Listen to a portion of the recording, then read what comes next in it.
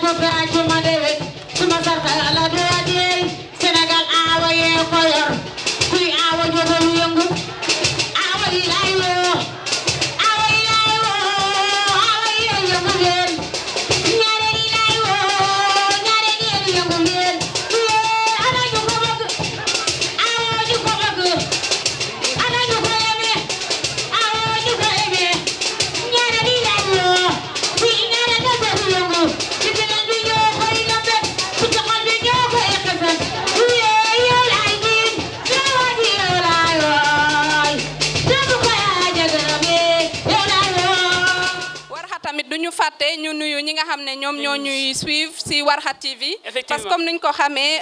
waxtaan bi ñu ngi ko transmettre en direct foofu donc am na ñu fay suivre ba di def ay commentaires donc ñu ngi leen di nuyu bu baax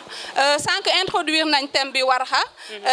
yaakaar naa loi criminalisant le viol boo xamul lu ci topp tamit dafa nekk loo xam ne moom képp ku nekk sénégalais te ak yelleefu jigéen ñor la rek bi nga ko déggee da nga kontaan donc waxuma jigéen mais dama ne rek képp ku nekk sénégalais te ak yelleefu jigéen ñor la bi nga déggee ne loi bi voté nañ ko Sénégal da nga ci kontaan donc ñun ñëpp ñu am ci satisfaction xëy na suñu ñaari experts yi nga xam ne ñoo fi teew dinañu permettre ñu gën ko xam donc comme temps bu ñu may bariwul dañ leen di jox micro bi ku ci nekk nga présenté wu mais dañu bëgg bu ngeen di présenté wu rapidement ngeen répondre ci suñu première question te question bi mooy loi criminalisant le viol ban njariñ la am ci sénégalais yi. Ce que je peux dire par rapport à la loi, c'est une loi qui contribue au renforcement de la politique de protection des femmes et des filles. Alors, je pense que par rapport à l'audience bi ñu fi am dafay baax tuuti ñu wax ci olof donc loi bi jógul rek daanu suñu kaw bu ngeen fàttale ko tuuti rek ci ginnaaw Binta Camara ak Kumba Yad violé woon nañ leen fi donc ay viol suivi de meurtre. Par rapport à ça, toutes les organisations de la société civile, les organisations de femmes, le ministère, les partenaires techniques et financiers, tout le monde est monté au créneau pour dire qu'il fallait criminaliser la loi sur le viol et la pédophilie. Je me rappelle tout que la loi bi ñu ko voté par acclamation et à l'unanimité au Parlement le 31 décembre 2019. Partie prenante yëpp muy société civile partenaire au développement population yi ñëpp ci ànd raar na mu am loi boo xamante ne amoon na autant d'adhésion. Ça, je pense que c'est un fait marquant qu'il faut signaler.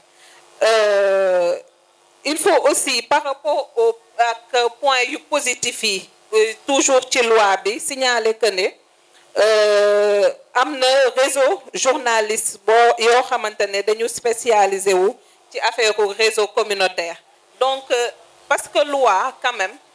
balaa nga koy vulgariser da ngay xool point fort yi ak point faible yi soo ko nattee ba pare nga door a dugg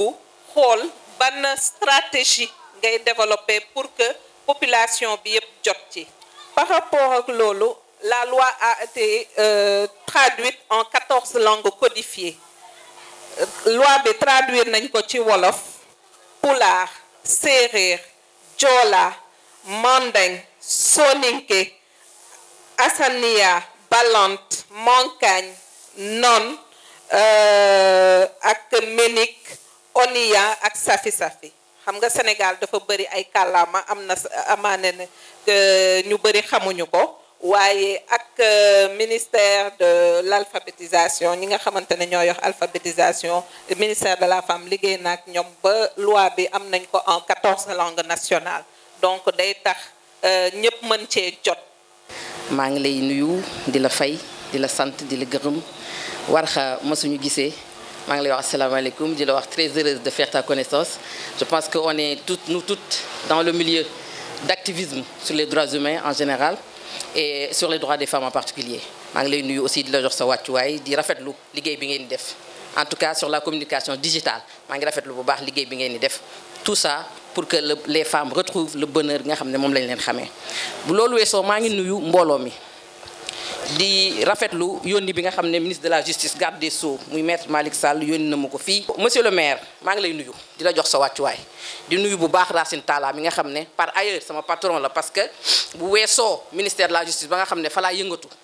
damay def chaque mardi ci émission Jeeg ak Këram ma fay def chronique boo xam ne c'est sur les droits des femmes ci émission Francesca tous les mardis de 11h à midi maa ngi fay tàggat jigéen ñi di leen kattanal di leen wax seen àq di leen wax seen yelleef di leen teg ci yoon ba nga xam ne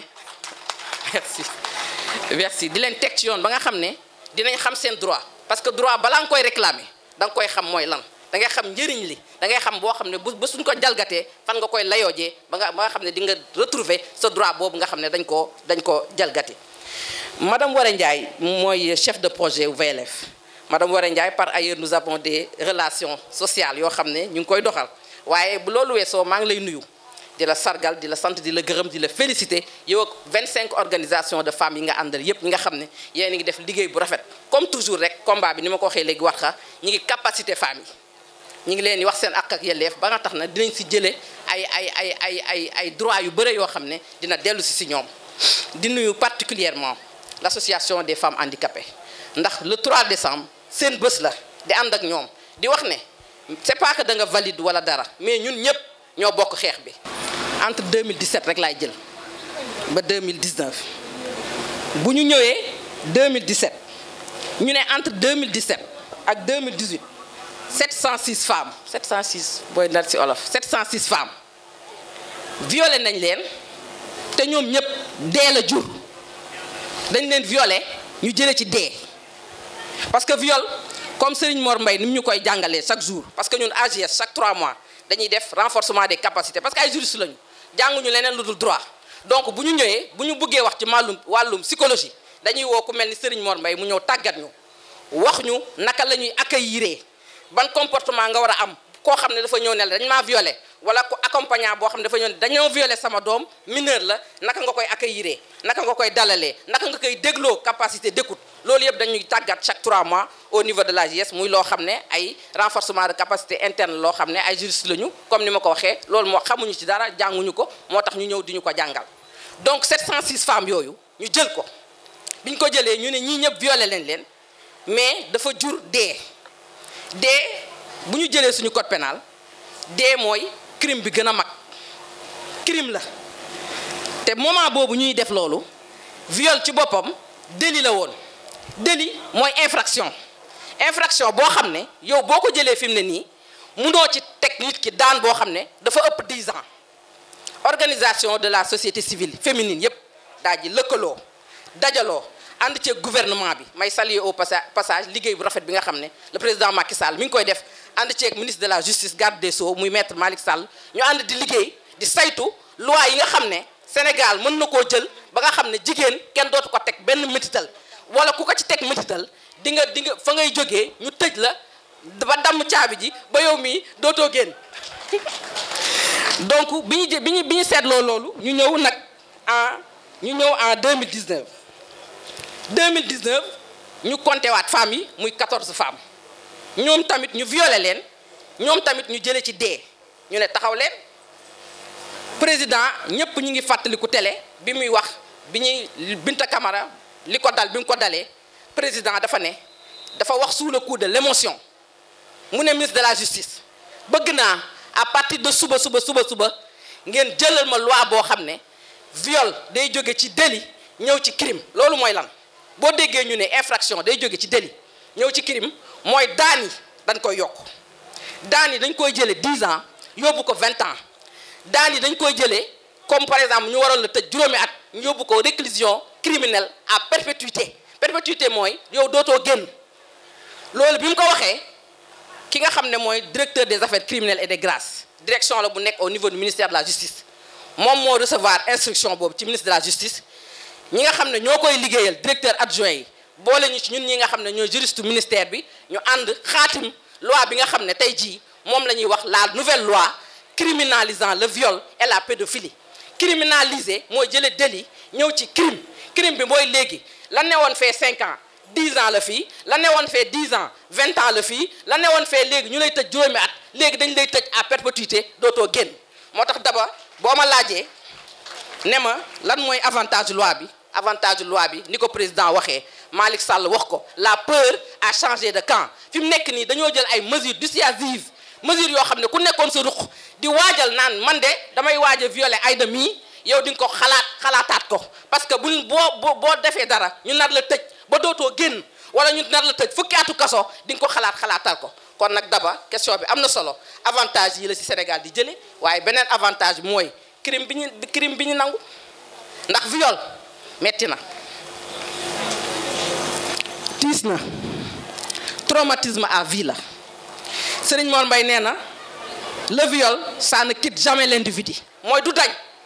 mu jox ñu benn exemple boo xam ne aujourd'hui elle a 59 ans di liggéey ci benn banque bi ma amee 7 ans lañ ko violé femme bi day xëy suba sangu maquillage u dem liggéeyi mais foo ko fekk mi ngi mouchoir naan nii di fomp ñu ne ko lu tax mu ne benn genre tic la ki ko violé ngeen baal ma ci kàddu bi ndox bi génn ci góor dafa tës ci kanamam loolu lay fomp ba tey jii nii 7 ans ba 59 ans donc ñu am ci ay yoo xam ne comme ni ma la ko waxee léegi gis nga statistiques yi dañoo dee lañ ci jële te dee nag ñëpp xam nañ ni mooy last dee kenn mënu ko faj kenn amul garab kon dee loolu rek moo tax loi bi jóg avantage yu mag yooyu moo tax loi bi jóg avantage yu mag yooyu moo tax mënoo nekk auteur de viol ba pare di tëddee njaaxaanaay il faut que yow ñi doon tiit jigéen ñi doon tiit yow léegi yow yaay tiit di leen violer loolu mooy principal avantage bi nga xam ne tey jii mën nañ ko jël ne lii kat loi bu bees bii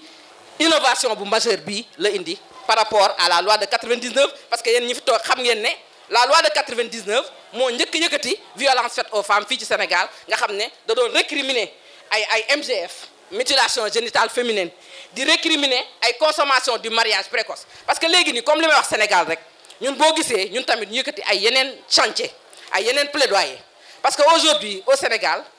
ci état législation nationale interne bi amaguñu loo xam ne bu ñu la fekkee nga maye sa doom te sa doom amul 16 ans pour la fille et 18 ans pour le garçon annulation civile amul benn sanction pénale nga ci mën a jëlee annulation civile loolu mooy dañuy annuler tout simplement mariage bi or ñun dañ lay bàyyi nag ba nga commettre l'infraction de consommer sa mariage su boobaa nag droit pénal day daal di dugg ñu incriminer la daal di la téye mën laa tëj kaso wala teg la ay daan yoo xam ne yow dootoo ko defati ndax nag comme li may faral di wax rek jigéen boo ko bàyyee mu jàng éduquer ko éduquer nga famille boo éduquer famille éduquer nga communauté boo éduquer communauté éduquer nga monde bi yépp ñi ngi xaar nag sa beneen question merci donc waxtaan bi am na solo daba gis nga kii kàddu yu am njëriñ daal dina fi jóge et donc comme ngeen ni ko waxee loi bi nga xam ne mooy criminaliser le viol comme ni nga ñu ko waxee ak ni ñu ko xamee am na avantage yu bëri mais qui dit avantage dit aussi des inconvénients ou des limites wala aussi quels sont les défis yi nga xam ne ni loi bi mu ngi koy imposer ba ñu war ci gën a góorgóorlu ba mën a éradiquer yenn cas de viol yi nga xam ne ñu ngi wéy di am donc madame Diallo ñu jox la kàddu gi. léegi loi bi lu ko mën a gàllankoor bëri na déjà mën naa ne côté institutionnel rek y a insuffisance ou maîtrise données sur le viol je pense que tribune bi baax na ma ko fi wax ndax société civile bi mu ngi def liggéey bu am solo waaye man je pense que synergie bi dafa xaw a des parce que kii dafay def lii ci benn pàcc bi kële di def leneen ci benn pàcc bi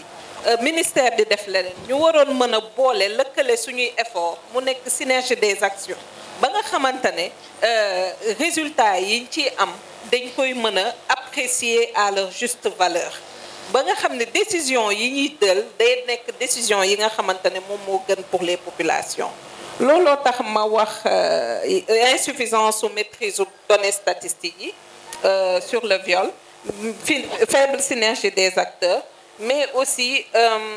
côté plaidoyer bi aussi dafa xaw a des dëgg la loi bi diis na lool mais ñun tamit suñu responsabilité dafay aajo ci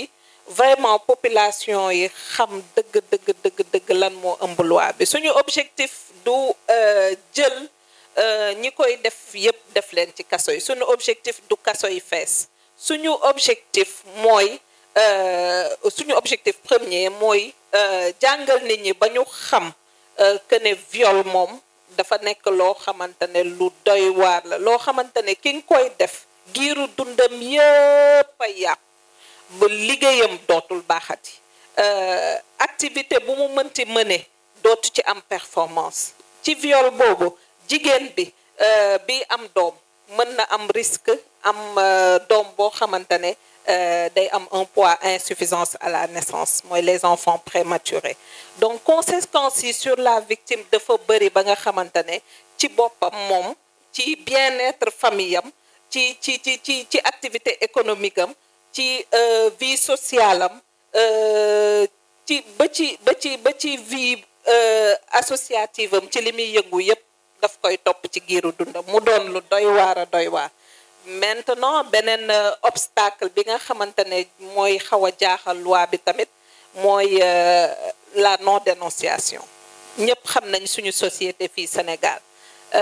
barrières socio-culturelles yi dafa nekk loo xamante ne dafay gàllankoor vraiment l'avancée des droits des femmes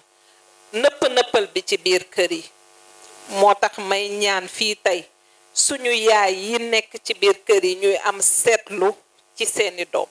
parce que violence sexuelle yu bari ci biir kër yi la en réalité ci biir kër yi kese lay xewee te day doon sa proche wala mu doon kenn koo xamante ne dafay exercer autorité ci yow lu ci ëpp ba tax na daal war ngeen bu baax a baax dolli dëgg la jamono neexul ñëpp ku ci nekk boo xëyee yaa ngi yëngu ji ci dara pour am loo indi ci biir kër gi waaye war nga tàggat sa doom tàggat ba nga xamante ne mu mën laa ñeme wax la lépp lu ko jaaxal wala lu ko tiital mu mën a ñëw envers yow wax la ko beneen obstacle bi am tamit mooy peuru témoignage victime bi nga xamante ne dafay ragal témoigner ndax day xalaat ne xëy na dañ koy beddi ci société bi dañ koy exclure loolu tamit je pense que loolu obstacle la ci mise en œuvre loi bi absence de démocratie tamit ci prise de décision yi au sein de la famille lu ci ëpp borom kër gu góor gi mooy dogal waajur bu jigéen bi du ñeme wax yenn yi ba tax na yenn décision yi ñuy jël ne xale bi nga xamante ne sa doom bi nga xam ne dañ ko sàkku dañ koy yóbbu xool ko saytu ko ba nga xamante ne lépp luy prise en charge mu mën ci bénéficier en général loolu day faral di sooxe bu baax ba tax na conservation des preuves bi ki ñu violé ci moment waxtu biñ ko violé yére yi mu soloon ak circonstances yi viol bi amoon loolu yépp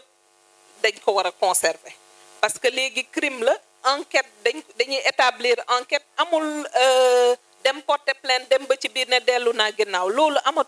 amatul ci cadre loi bi su xasee ba ñu instruire kii bi rek procédure bi dafay continuer ba tax na rek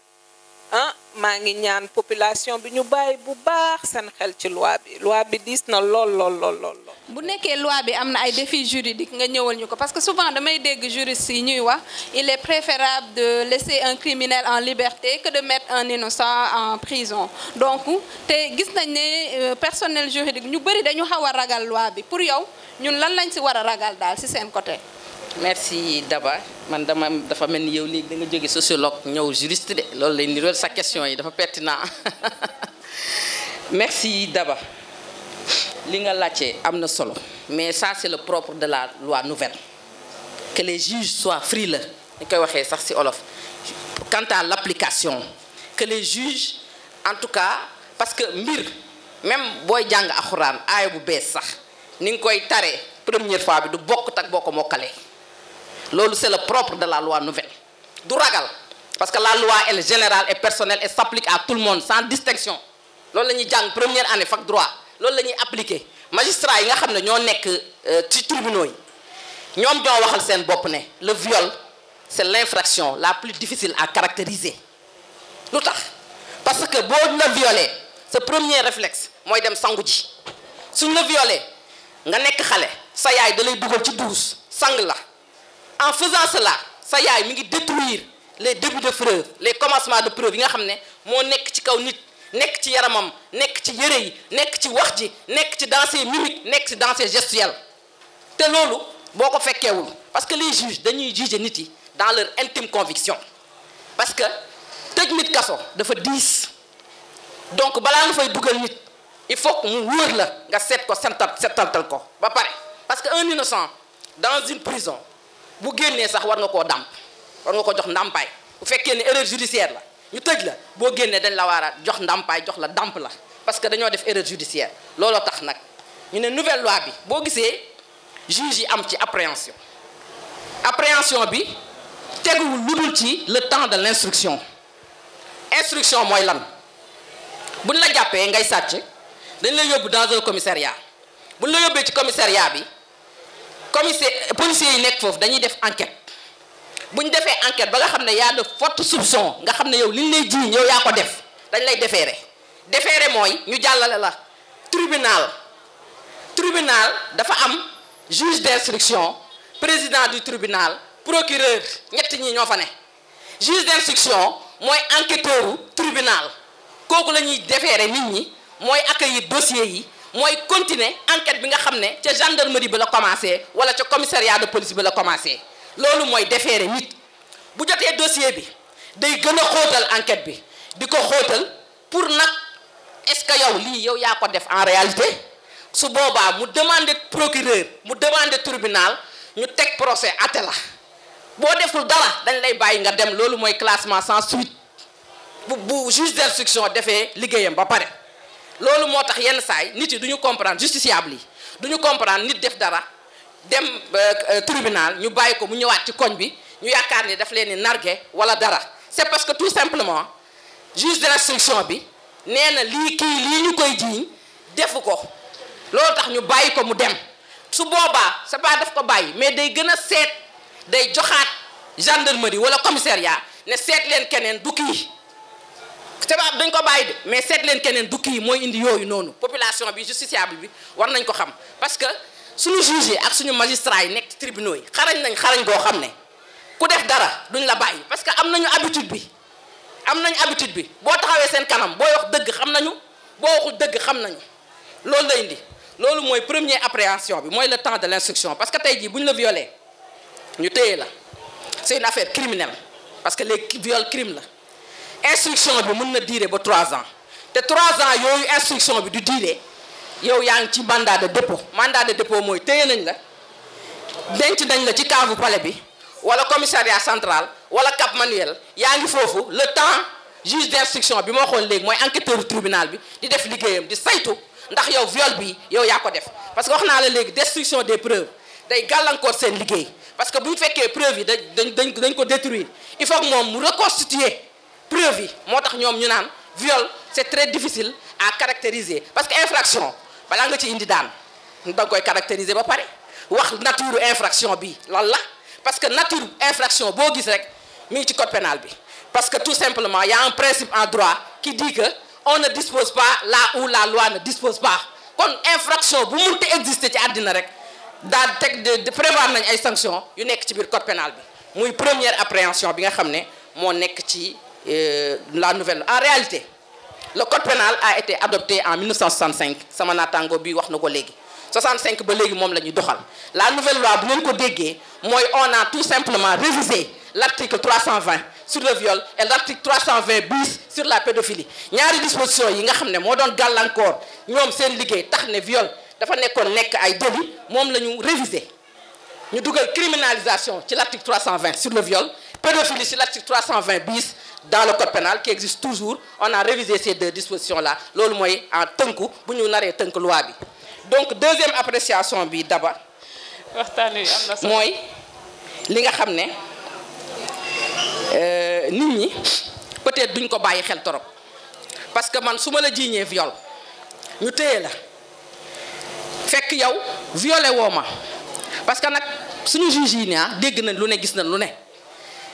parce que yow mun nga am problème de succession yow ak sa frère nga ñëw ne sa doom demal ci commissariat ba nga ni sa nijaay sàngam moo la violé ñu téye ko pour man ma mën a aaki moo bien yi wala kër gi lu ne gis nañ ko waxuma dama jàllale juridiction yi mais suñu boutique de droit yi AGS am rek lu ne gis nañ ko fa lu ne dégg nañ ko fa donc loolu yëpp day am ci biir famille yi ñi fi toog xëy na peut-être am na ñu ci xam dara li may wax nii mun nga am problème ak nit nga yónni beneen nit ne ko waxal diw moo ma violé loolu yëpp day am ci àddina moo tax ñu ne léegi dafa am lu ñu tuddee reconnaissance digitale digital mooy empreinte biométrique yi nekk ci nit ñi dafa war a am benn répertoire biométrique comme ni ko réew du pays développé yi amee ñun Sénégal fii ñu am ko su ko defee répertoire boobu day ñëw nag génne ñi nga xam ne ñoom lañ tuddee délinquant sexuel ñu def leen fa nga xam ne à chaque fois bu crime amee rek dañuy xool foofu ci répertoire bi ndax yow say empreinte mi ngi fa ndax nit ku ne mën ngaa changer lu ne changer tey laa juddu dem ba mu neex la nga changer non man 85 laa juddu dem ba mu neex la nga ñëw ne 90 laa juddu yooyu yëpp nit yi mën naa ne mais empreinte moom nit du ma sa changer ci benn te nit ku ne benn empreinte nga am donc d'abord yooyu mooy appréhension yi nga xam ne peut-être mën nañ ko am ci nouvelle loi bi mais comme li ma la waxoon rek 2019 31 décembre lañ ko adopté la loi n'a pas encore un an de pratique un an d'application on verra dans l'évaluation parce que loi yi ko fi jiitu wax dëgg neex yàlla nii lañ commencé boo xoolee plaidoyer bi day jël temps loi bi ñu mujjee adopté pour jigéen ñi en 2013 mooy la loi sur la nationalité nga xam ne désormais jigéen bu nekk mën ngaa jox nationalité à ton mari étranger plaidoyer bi 19 ans la jël on a mis 19 ans pour adopter la loi sur la nationalité en 2013 donc boobu ba léegi jigéen ñi ngi koy doxal gouvernement am ñi ngi koy doxal te ba léegi juge yi miin nañ ko te application bi maintenant elle est directe loolu daal moo amoon quelques appréhensions yi nga xam ne moom peut-être juge yi mën nañ ko am waaye du loo xam ne dañ koy ragal ndax ils ont la pratique ils ont le savoir la formation ils ont la pratique et puis dañoo xarañ waaw am na solo bu baax. waa ñu miin suñu waxtaan yi moom xam nañ ne daan na demee neneen dañ doon am temps bu bëri 2 heures de temps ñu toog waxtaan dëgg mais tey temps bi daf ñu xaj vraiment amuñu sax opportunité ñi nga xam ne ñoom ñoo ñuy suivre ñu mën a contribuer ci discussion bi te am na beneen waxtaan boo xam ne mu ngi ñuy xaar peut-être war xa ñu jox leen rek ku nekk en 1 minute mu wax ñu ci stratégie innovante yi parce que loi yi fi jaar bëri na te gis nañ ba parité bi tey application bi des na donc wax leen ñu daal loo xam ne tey jii moom lañ war a def pour loi criminalisant le viol bi application bi mën a effective en 1 minute. ñu tàggatoo waale benn yoon. waaw dëgg la je pense que il faut que ñu am beneen cadre quand même bu waxtaan bu gën a yaatu ci stratégie bi parce que stratégie bi yaatu na lool te dañ koy dérouler dans les 45 départements du Sénégal. Donc 3 temps forts mën nañu retenir 3 temps forts pour stratégie bi nga xamante ne moom la ñuy mettre en œuvre pour que population bi yëpp xam loi bi lan mooy contenu wu loi bi. Donc il y a une première phase de communication de masse lay doon boo xamante ne day am ay diffusion wu support institutionnel am beneen deuxième phase boo xamante ne phase de plaidoyer lay doon. mu doon au niveau département ak arrondissement ak cible yi mu doon démarche boo xamante ne capitalisation wu ak accompagnement didactique lay doon donc dafa am terme yoo xam ne day xaw a jafe trop pour ma wax ko ci kàllaama wolof parce que stratégie bi loo xam ne la dañ ko tënk mu leer nañ waruma ko déformer ci dara mu nekk beneen troisième phase bi mu nekk communication de proximité. Alors par rapport ak loi bi fas yéene nañu dugg def communication de proximité def ay causeries def ay visites à domicile def porte à porte kër ak kër fas yéene nañ ci dugg pour vraiment waxtaan ak njaboot yi ci contenu loi bi. loi bi doon na loi bu doy waar encore une fois nañ ci bàyyi xel bu baax a baax a baax. alors ma wax tuuti ci cible yi donc cible yi mu ngi doon un peu les jeunes filles et garçons, les acteurs de développement, les pères et mères de famille, les leaders d'opinion, les chefs de quartier, les chefs de village, les autorités coutumières et religieuses, les groupements de femmes, les élus locaux, les associations sportives et culturelles, les groupes ethniques, les jeunes, les enfants, les femmes victimes du viol et de la pédophilie. Les enfants et les femmes donc constituent une surpriorité, donc entre 9 et 24 ans. Donc cible yi yaatu na. Donc fi mu ne nii moom ministère bi daal fas yéene na rencontrer cible yooyu fu ñu mënti nekk nag dinañ leen fa fekk pour wax leen dëgg lan moo nekk ci loi criminalisant les actes de viol et de pédophilie. Merci beaucoup Madame Diallo. Madame Mbaye. Bon man d'abord comme nu ko sama naataango waxee sànq c'est une instruction présidentielle. Nous sommes dans le gouvernement au même titre que le ministère de la famille et je pense que ñoom ñoo recevoir instruction bi nga xam ne mooy tax tey ñu tas loi bi. saytu ko tasaare ko ci biir réew mi je pense que ñu ngi koy def de manière remarquable ñu ngi sur le terrain ñu ngi dans les départements et dans les régions ñu ngi tax ni xaw ko mais en tant que ministre de la justice may wax population bi nul n'est censé ignorer la loi. maanaam buñ lay atte nga xam ko ñàkk ko xam donte yaa ko def daan ya ca yoon prévoir code pénal prévoir moom lañ lay teg. Donc nañ ko xam li ma leen di ñaaxee mooy dénonciation fii au Sénégal elle est toujours anonyme man bu ma xëyee suba sama koñ moo am fa affaire yii nii ma dénoncé kenn mënta xam ne maa dénoncé elle est anonyme donc bu kenn tiit ay dénonciation la dénonciation elle est anonyme kenn xamul kan la def nañ ko de telle sorte que kenn mënta xam kan la à moins que mu am ay raisons pour la sécurité la paix et la défense yooyu mooy exception yi te yooyu noonu sécurité nationale défense nationale dénonciation mënta yéeg ba foofu noonu encore dans les familles nëppal gi tamit suñ ko mënee wàññi ba keroog mu fiy dañ ñu def ko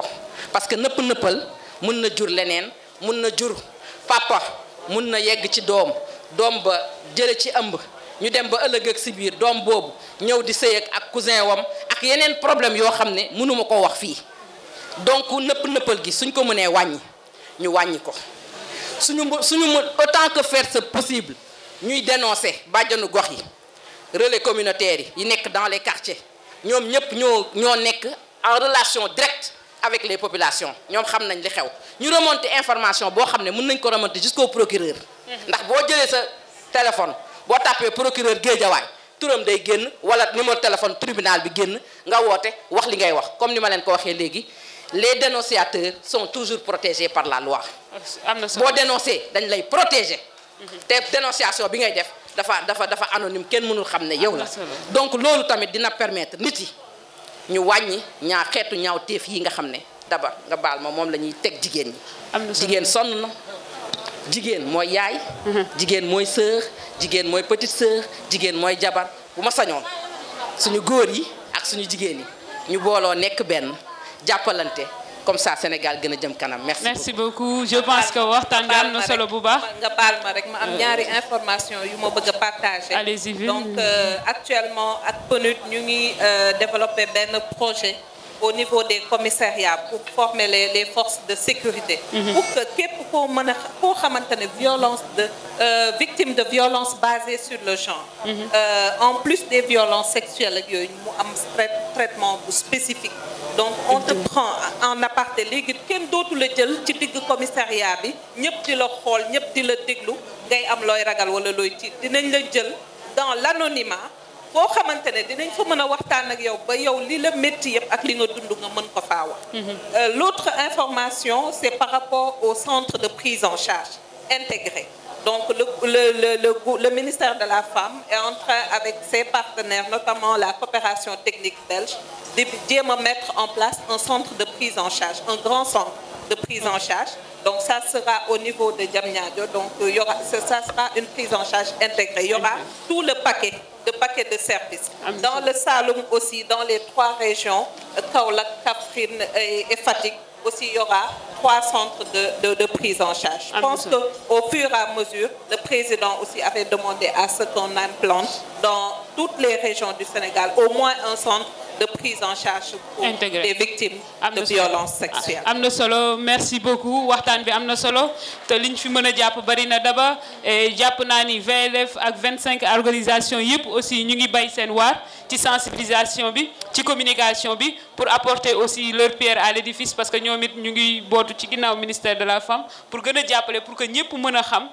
les tenants et les aboutissants de cette nouvelle loi là et gis naa ne ci campagne bi sax na dakk baa mu dal la ñu si daal di wax donc am na solo bu baax ñun ñëpp kenn ku si nekk ñu ngi góorgóorlu ba gën ko lawal donc merci beaucoup sans plus tarder dañuy bàyyi ngoyaan bi dugg tuuti rek le temps que ñuy introduire deuxième panel bi daba ma bàyyi la nga présenter